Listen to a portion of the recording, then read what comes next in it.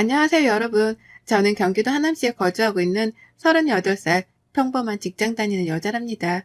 곧 2년 뒤에 마흔을 앞두고 있는 터라 이런 사연을 보내는 곳이 있다고 해도 용기가 나지 않았는데요. 친구와 이야기하다 저의 시댁 이야기를 한번 보내보면 네가 좀 마음이 편해지지 않겠냐 하길래 용기 내서 한 글자씩 써내려가 봅니다. 10월의 시작과 함께 요즘 건강이 많이 안 좋아지는 분들이 많다고 해요. 특히 날씨가 온도 변화가 커서 그런 것 같은데요. 저는 다른 잔병치레는 없는데 환절기가 시작되면 저는 하루하루가 고통스러운 나날들의 연속이랍니다. 여러분들은 비염 혹시 알아본 적 있으신가요?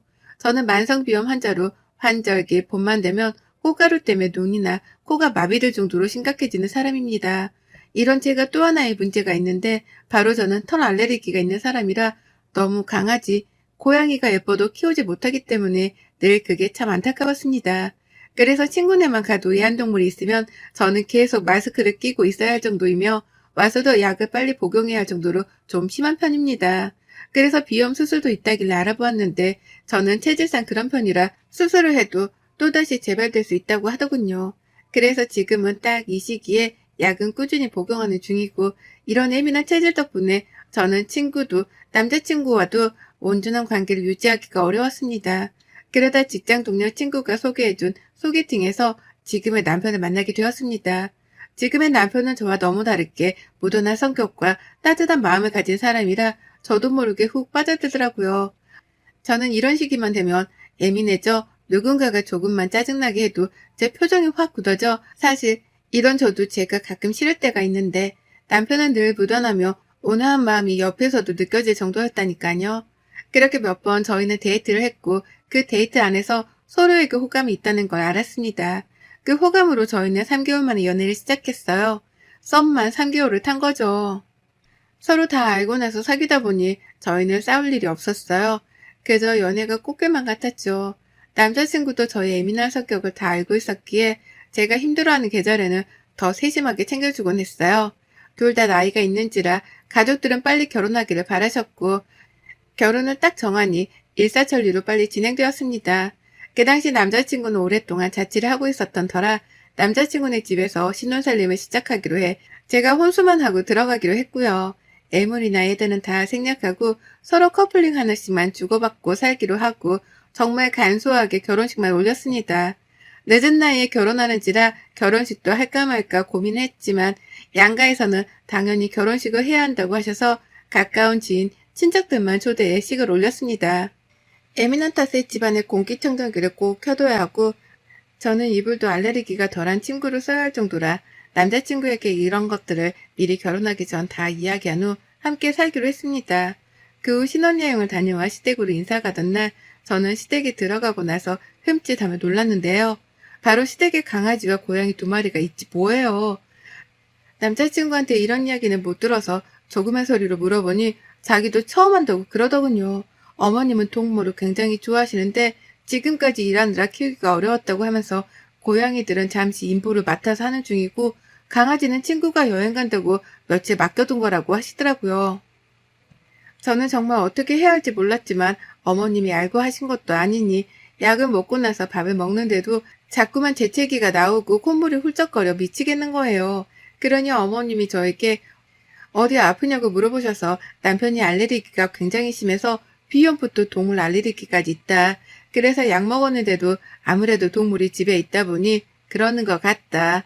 우리 빨리 먹고 일어나야 할 것 같다고 말하니 어머님이 정말 많이 서운해 하시더라고요. 우선 고양이와 강아지들을 분리해서 방에 두신 후 거실에서 과일을 깎아 먹는데도 재채기가 계속 나는 거예요. 고양이가 특히 털이 엄청 날린다고 하는데 그래서 그런지 정말 무슨 정신으로 시댁에 있었는지 기억이 나지 않을 정도였으니까요. 그렇게 처음 시댁 인사를 마치고 오니 괜스레 어머님께 죄송한 생각이 들더라고요. 그래서 처음으로 결혼하고 나서 전화를 드렸어요. 어머님, 저예요. 그때 뵈러 갔는데 제대로 말도 못해서 죄송해서 연락드렸어요. 네가 그렇게 알레르기가 심한 줄 몰랐구나. 많이 심한 거니? 아, 네. 제가 조금 털이나 계절이 많이 민감한 편이라 약을 꾸준히 먹는데도 잘 낫질 않네요. 그래, 알았다. 괜찮으니 다음에 보자. 하고 전화를 끊었습니다. 저는 처음에는 이 통화에서 어머님이 그래도 나를 이해해 주시는구나. 다행이다라는 생각이 강했거든요. 동물을 너무 좋아하시는 어머님이라 내심 서운해하시는 것 같았지만 사실 어쩔 수 없는 일이잖아요. 그렇게 잊고 살던 어느 날 남편이 엄마가 끝나고 집에서 식사하자고 시댁으로 오라고 했다고 하길래 부랴부랴 퇴근하고 시댁으로 건너갔어요. 건너갔는데 웬걸 고양이 한 마리가 딱 있더라고요. 어머님이 이제 일도 그만두고 해서 한 마리 키워볼까 한다고 너희가 자주 오는 것도 아니고 고양이 한 마리는 괜찮지 않냐면서 평생 꾸미셨다고 하시더라고요. 강아지를 너무 키우고 싶으셨는데 강아지는 외로움을 많이 타서 보다가 이 고양이한테 눈길이 넘어가서 그냥 올 수가 없었다고요. 물론 어머님의 생각이고 어머님이 키우시는 거니까 저야 상관은 없겠지만 앞으로 시댁에 자주 못 가겠다라는 생각은 들긴 했어요. 솔직히 그냥 다들 잘 됐다면서 축하하는 분위기로 식사를 끝내고 후다닥 자리를 일어나려는데 어머님이 이제 우리 냥이도 자주 봐야 하니 너도 그런 예민한 체질을 좀 고쳐야 하지 않겠냐고 말씀하시더라고요. 저도 제가 체질을 고치고 싶어도 사실 그게 쉬운 게 아니잖아요. 그냥 알겠다고 하고 집으로 돌아가는 내내 괜스레 서글퍼지대요. 남편은 나중에 따로 엄마한테 얘기할 테니 너무 서운해하지 말라고 다독였지만 저는 사실 그게 잘 안 되긴 했어요. 그 뒤로도 종종 시댁에 가면 어머님은 제가 알레르기가 있는 걸 알면서도 밥을 먹을 때도 계속 옆에 고양이를 안고 드시는 거예요. 남편이 밥 먹을 때는 조금 다른 곳에 두라고 해도 왜 자기 자식한테 그러냐면서 오히려 화를 내시니까 할 말이 없었습니다. 저희 보고는 그럴 거면 출입도 하지 말라는데 참 남편도 이번에는 화나서 안 온다고 하고 가자고 하고 나왔습니다. 괜히 저 때문에 그런가 싶어서 마음이 좋지 않아 그 주 주말에 정말 내키진 않았지만 고양이 간식도 사가지고 시댁으로 방문했어요. 어머님은 내심 기뻐하시더라고요. 그렇게 시댁에 가서 소파에 앉아있는데 원래 고양이들은 사람들 보면 피하고 도망가는 동물이라고 알고 있었는데요. 근데 갑자기 고양이가 제 무릎에 쏙 앉더라고요. 저는 너무 놀라서 소리를 지르면서 확 일어나면서 고양이가 제 손에 세게 맞았나 봐요. 저는 진짜 모르고 했던 일이어서 어떡하냐고 너무 놀라서 했다고 하는데 어머님이 오시더니 정말 제 팔을 세게 때리시는 거예요. 찰싹 하는 소리가 날 정도로요. 순간 거기에 있는 모든 사람들이 다 정적이 흐를 정도였으니까요. 봐봐, 너도 이러니까 아프지? 우리 냥이가 너 때문에 얼마나 아팠겠어. 어머님, 저는 일부러 그런 게 아니라 갑자기 저한테 와서 놀라서 일어나다가 그런 건데요. 크거나지. 그래도 좀 조심해야지. 아직 애긴데. 네가 애기도 안 켜봐서 너는 참 정이 없구나. 너가 어떻게 그렇게 애가 독하니? 보통 여자애들 보면 애완동물 보면 너무 좋아서 미치겠다고 하던데 너는 애가 좀 특이하구나. 라고 하시더라고요. 정말 억울했지만 뭐 저한테 맞은 건 맞으니 알겠다고 주의하겠다고 했죠. 그 뒤로도 고양이와 얽힌 사건들은 정말 많습니다. 날이 갈수록 심해지는 어머님의 고양이 사랑에 정말 모든 가족들이 지쳐버릴 정도였으니까요. 시장에 갈 때도 데리고 다니시고 고양이들은 원래 밖에도 무서워하고 산책도 잘 안 시키는 걸로 알고 있는데 어머님은 어디 갈 때마다 가방에 넣어서 데리고 다니시더라고요. 심지어 명절에는 산소 갈 때도 데리고 오셨어요. 혼자 있으면 외로워한다고요. 저는 점점 알레르기가 심해져 약 복용량도 늘리면서까지 어머님을 이해하려고 했거든요. 근데 어머님은 저를 전혀 생각하지 않으시더라고요. 그러다 정말 제가 시댁에 어머님에게 정이 떨어지는 날이 바로 지금 사연을 보내게 된 이유입니다. 그날은 정말 날이 무지하게 화창했던 걸로 기억하고 있어요. 오랜만에 휴일이라 집에서 쉬고 있고 남편은 회사가 바빠 출근을 해서 혼자 뒹굴뒹굴 집에서 TV도 보고 잠도 늦게까지 자고 맛있는 점심도 해먹고 그러고 있는데요. 갑자기 어머님의 호출 전화가 울리더군요. 네, 어머님. 너 지금 집에 좀 잠깐 와야겠다. 왜요? 잠깐 할 말이 있으니 빨리 건너와라. 딱 이 말씀만 하시고 끊으시더라고요. 부랴부랴 무슨 일이 있나 싶어서 달려가니 어머님께서 한두 시간 집을 비워야 하는데 그럼 고양이 혼자 있으니 저보고 잠깐 있으라고 부르신 거였어요. 남편이 일하고 집에 아무도 없으니까 저보고 그냥 멀찌감치 떨어져 있으라고요.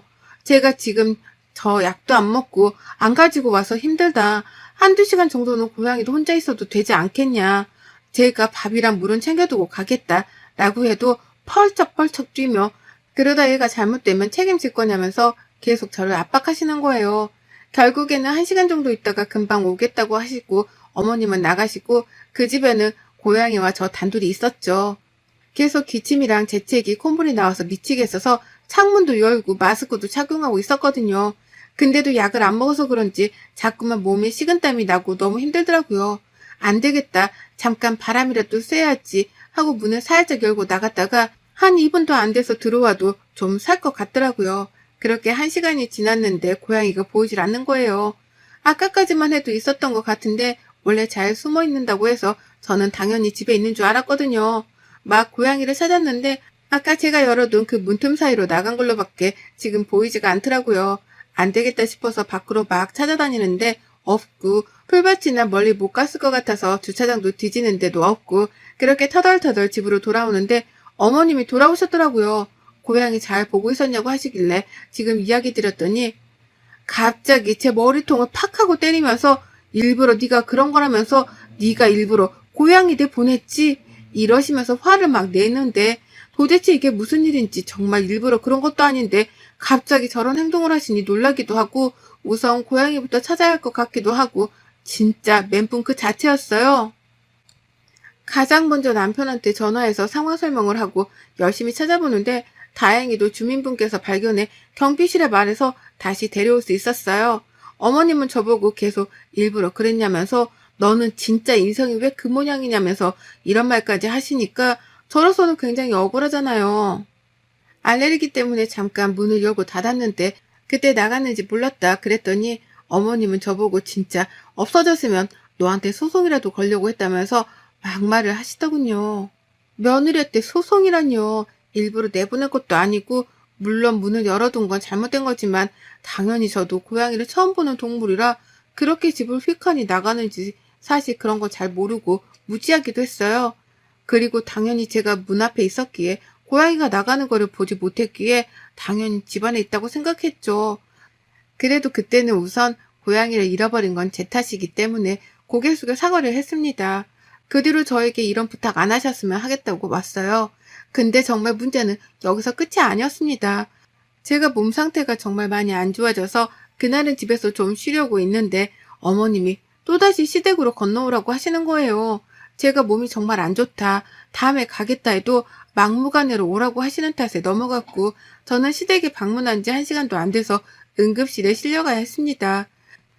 응급실에서 눈 떠보니 남편의 얼굴이 보이더라고요. 남편이 걱정스러운 얼굴로 괜찮냐고 하는데 왜 그렇게 눈물이 나던지요. 그렇게 다시 잠든 것 같은데 어디서 이야기 소리가 들리길래 들어보니 따라왔던 어머님이 저에 대한 험담을 남편한테 늘어놓고 있더군요. 얘가 너무 예민하다. 그렇게 예민해서 어쩌냐. 정말 무서워. 걔한테 무슨 일을 시키겠냐면서 걔가 지금 꾀병인 것 같다는 둥에 이야기를 하시더라고요. 그러면서 그때 고양이가 집을 일부러 나가게 한 것 같다. 내가 그때는 그거를 생각 못했는데 얘가 일부러 나를 골탕 먹이려고 냥이를 일부러 나가게 하려고 한 것 같다. 그러다 미수에 그친 거 아니겠냐라면서 말도 안 되는 소리를 늘어놓더라고요. 남편은 말도 안 되는 소리 하지 말라고 얘가 아픈데 엄마가 하도 불러대서 지금 응급실까지 왔는데 이런 얘기 나오냐면서 하는데도 어머님은 옆에서 제 험담만 계속 하셨어요. 그러고선 자기 오래 집 비우면 우린 양이가 외로워해서 가야 한다고 휑하니 가시더군요. 제가 아파서 응급실에 왔는데도 끝까지 제 탓만 하시는 어머님을 보니 그동안 당했던 게 억울해지고 너무 서러워지는 거예요. 저는 지금까지 결혼해서 할 수 있는 도리는 다 했는데 정작 어머님은 제가 심한 알레르기가 있다고 했는데도 고양이를 잠깐 다른 곳 맡기거나 신경 써서 청소해주지도 않으시면서 늘 저한테만 떠넘기려고 하시고 무슨 일만 일어나면 제 탓이라고 하시니 진짜 잘 살고 잘 해드리고 싶었는데 저를 낭떠러지로 몰아서 참을 수가 없겠더라고요. 응급실에서 나와 바로 시댁으로 혼자 택시 타고 갔어요. 남편에게도 말도 안 하고요. 들어가자마자 시어머니는 어떻게 왔냐면서 너 아프다면서 역시 꾀병이지 이러시길래 그 고양이를 놀게 하게 캣타워? 라고 있거든요. 근데 그게 굉장히 무거운데 그거를 정말 저도 모르는 괴력이 나왔는지 그 캣타워를 옆으로 밀어 쓰러뜨렸어요. 어머님은 그때서야 상황 파악이 되었는지 네가 미쳤냐면서 소리를 고래고래 지르셨지만 저는 그런 반응에도 아랑곳하지 않고 저도 똑같이 소리를 고래고래 질렀어요.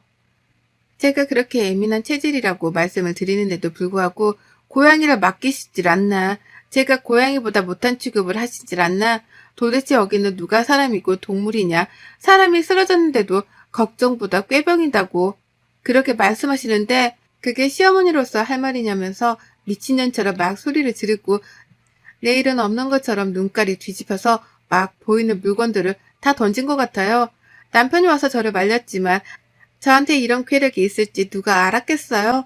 다 뿌리치고 지금까지 당했던 이야기를 하나둘씩 늘어놓는데 그때 시아버지가 제 이야기를 듣고 정말 딱 한마디 하시더라고요. 어머님께 당장 고향에 내쫓으라고 다른 곳으로 안 보내면 이혼할 줄 알라고요. 아버님은 일 때문에 바빠서 지방에 가 계시는데 그때도 저는 안 계신 줄 알고 올라왔는데 제가 난리를 치니 아마 엄청 놀라셨겠죠. 어머님은 어떻게 정들었는데 보내냐고 하고 아버님은 당장 보내라고 그나마 시간을 줄 테니까 잘 생각해서 잘 키워줄 사람 보내라고요. 아버님은 바빠서 가정에 신경을 못 썼다고 미안하다면서 저에게 진심으로 사과를 하셨습니다. 집에 혼자 있기 적적하셔서 고양이를 키우는 건 알았지만 이렇게 남까지 괴롭히면서 키울 줄은 모르셨다고요. 그 뒤로 어머님은 아버님이랑 고양이 문제로 엄청 다투신 것 같은데 우선은 고양이 다시 있던 곳으로 돌려보낸 것 같으시더라고요. 그리고 저에게 어머님의 장문의 사과 문자가 왔지만 대충 읽어보고 답장은 하지 않았습니다. 고양이 때문에 벌어진 일이기는 하지만 그동안 어머니께 쌓였던 게 너무 많은지라 저도 감정적이었기는 합니다. 사실 이것 말고도 어머님의 고양이 사랑이 너무 과도해 저를 고양이보다 못한 취급을 하셨으니까요.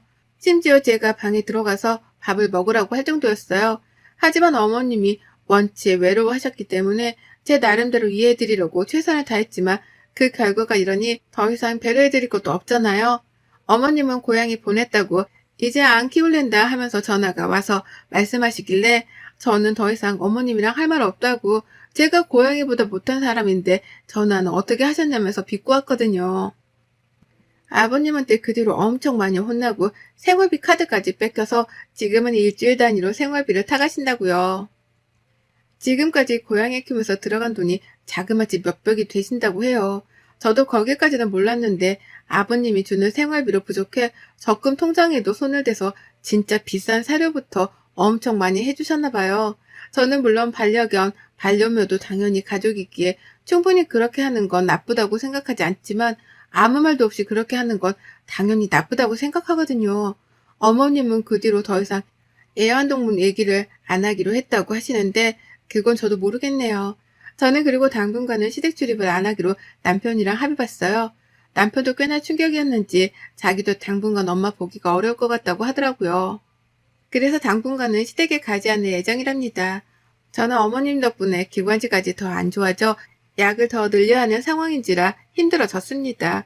물론 어머님 덕분이지만 고양이가 가고 충분히 힘들어하셨으니 이걸로 그냥 저도 더 이상 어머님을 그만 보내드리려 해요.